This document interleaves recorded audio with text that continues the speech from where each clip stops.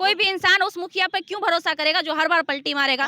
Simple सी बात है, चाहे गोपाल मंडल हो चाहे अन्य विधायक हो, उनको भी सोचना चाहिए कि आप किस मुखिया के साथ हैं जिनके बयानों का कोई वैल्यू नहीं है, जिनके अस्तित्व का कोई वैल्यू नहीं है, जिनका कोई बातों का नहीं। याद करिए 2014 में अगर किसी ने नरेंद्र मोदी का प्रधानमंत्री बनने का विरोध किया था तो वो नीतीश कुमार थे। नीतीश कुमार अभी वहाँ गए हैं, उनको लग रहा है सब चीजें अच्छी है, लेकिन खेला वहाँ शुरू हो रहा है। असल में नीतीश कुमार को इस बात का अंदाजा भी नहीं है कि नीतीश कुमार को आखिर एनडीए गठबंधन क्यों ऑफर देकर अपने में बुलाई है। आप लिखित ले लीजिए, हमसे आने वाले समय में जेडीयू का अस्तित्व प्रदेश से नहीं बिहार से भी खत्म हो जाएगा, और जेडीयू का अस्तित्व खत्म करने का सबसे बड़ा प्रोपेगेंडा है बीजेपी ने इसको अपने में मिलाया। याद कीजिए वही भाजपा की महिला विधायिका जो विधानसभा में भोपाल के रो रही थी, लेकिन वो बोल रहे हैं आ गए, पधार गए, राम जी लेके आ गए। जहाँ जहाँ विपक्ष की पार्टी है वहाँ वहाँ पे ईडी सीबीआई रेड चलेगा, और जितने भी अभी रेड करते हैं, ईडी हो सीबीआई हो इनकम टैक्स हो, इनके इशारों पे नाचने वाले हैं तो वो करेगा रेड। क्या नीतीश कुमार के पलटी मारने से खेला खत्म हो गया है? आप अगर ऐसा सोच रहे हैं तो ऐसा है नहीं, क्योंकि याद कीजिए तेजस्वी का वो बयान, जो बयान में तेजस्वी यादव ने कहा था कि खेला होगा, और नीतीश कुमार का एक विकेट गिर भी चुका है। हम बात कर रहे हैं गोपाल मंडल की, जो जदयू जनता दल यूनाइटेड के विधायक हैं और विधानसभा के सदस्य भी हैं। उन्होंने बोला है कि ईडी जिस तरह से तेजस्वी यादव को परेशान कर रही है या फिर लालू परिवार को, यह गलत है। उस समय तेजस्वी यादव हॉस्टल में पढ़ते थे, हम वो बयान भी आपको सुनवाएंगे। बहरहाल हमारे साथ इस वक्त बात करने के लिए खुशबू रॉय हैं, सोशल एक्टिविस्ट हैं, और हम झारखंड की आप भी जिक्र कर लीजिए कि जिस तरह से हेमंत सोरेन के साथ वहाँ ईडी ने पूछताछ की, फिर उनकी गिरफ्तारी हुई, ये दोनों मुद्दों को लेकर के हमारे साथ बात करने के लिए खुशबू हैं। कैसे देख रही हैं खुशबू? ये सिंपल सी बात है कि भाजपा की यही नीति रही है कि जब भी लोकसभा चुनाव आता है, इसका 3 जमाई हम नहीं कहते हैं, ऐसा सबका कहना है, 3 जमाई इसलिए बोला जाता है कि इनके इशारों पर ये लोग नाच रहे हैं। असल में देखा जाए तो अगर रेट ही पड़ना था, ईडी हो सीबीआई हो इनकम टैक्स हो, पहले भी दे सकता था रेट। तो भाई अभी अचानक से जब लोकसभा चुनाव सर पे है तो सभी विपक्ष पार्टियों पर रेट क्यों हो रहा है? और अगर वाकई रेट करना है तो सभी पार्टी पे होना चाहिए, पार्टी विशेष पे क्यों किया जा रहा है? तो जहाँ जहाँ विपक्ष पार्टियों की सरकार है आप उठाकर देख लीजिए, चाहे चंडीगढ़ हो, चाहे बिहार हो, चाहे ये आपका झारखंड हो सकता है बहुत जल्द दिल्ली में भी, ये हो सकता है बहुत जल्द बंगाल में भी ये सारी चीज़ें होगी, इसमें कहीं से कोई दो राय नहीं है। तो ये हमेशा से भाजपा की नीति रही है कि सामने वाले को परेशान करो। सिंपल सी बात है, अभी लोकसभा का चुनाव है तो लोग चुनाव कैंपेन करेंगे, चुनाव प्रचार प्रसार करेंगे, और इन चीज़ों में अगर वो लोग जो मेन लीड कर रहे हैं, जो नेतृत्व कर रहे हैं पार्टी को, उनको अगर उलझा दिया जाएगा तो अपने काम को सही से नहीं कर पाएंगे, वो प्रचार प्रसार नहीं कर पाएंगे। तो कैसे इन लोगों को इन चीज़ों में उलझा कर और इनकी राजनीति को खराब किया जाए, इनके वोट बैंक को खराब किया जाए, ये प्लानिंग पहले से रहती है। पिछली बार करती है ये प्लानिंग, ये भाजपा करती है। इसमें क्या बात कर रहे हैं हम, क्या बात करेंगे, ये तो पूरी दुनिया जानती है। 19 याद कर लीजिए, 19 में क्या हुआ था लालू यादव के साथ, अकेले तेजस्वी यादव को लीड करना पड़ा था, क्या हुआ था 19 में? तो 19 में भी यही हुआ था और अभी भी यही हो रहा है, और अभी सिर्फ 3 ही राज्यों में हुआ है, या और राज्यों में होगा, ये खत्म नहीं होगा ये सिलसिला।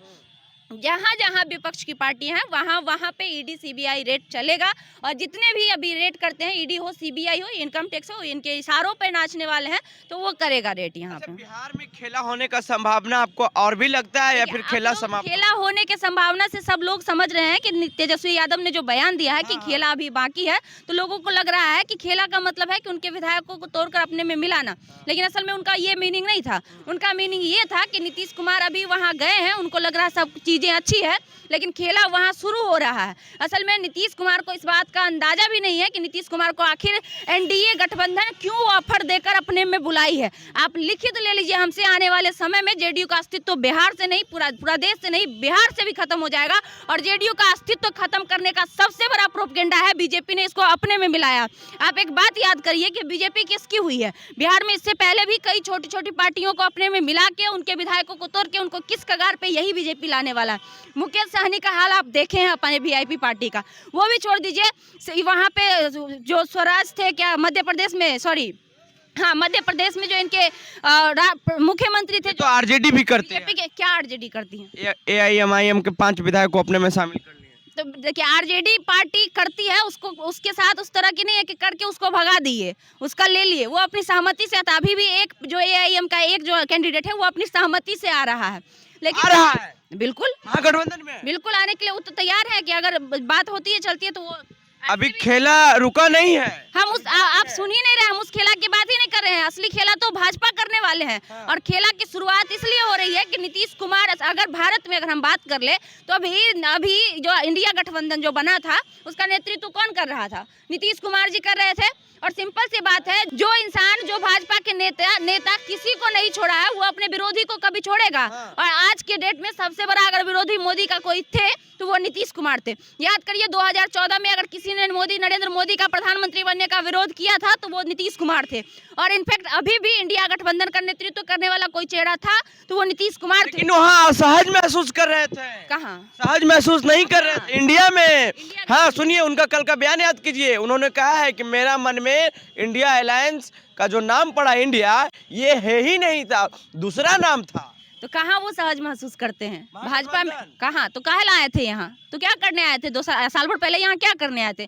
जब वो वहाँ सहज महसूस ही कर रहे थे, वहाँ इतने सही थे, तो उनको क्यों आवश्यकता पड़ी थी यहाँ आने की? असल में नीतीश कुमार को ज़्यादा लालच हो गया था। उनको लग रहा था कि हमको प्रधानमंत्री का या तो चेहरा बनाया जाए, पहली बात। और दूसरी बात, वो सोच रहे हैं कि विधानसभा चुनाव भी मेरे हाथ में हो और लोकसभा भी चुनाव मेरे हाथ में हो, जिसके लिए ही पूरा रचा गया है पूरा खेला कि हम क्या करेंगे ना कि लोकसभा उधर लड़ लेंगे और विधानसभा फिर हम मुख्यमंत्री के भी दावेदार रहेंगे और लोकसभा में भी हमको अधिक से अधिक सीटें चाहिए।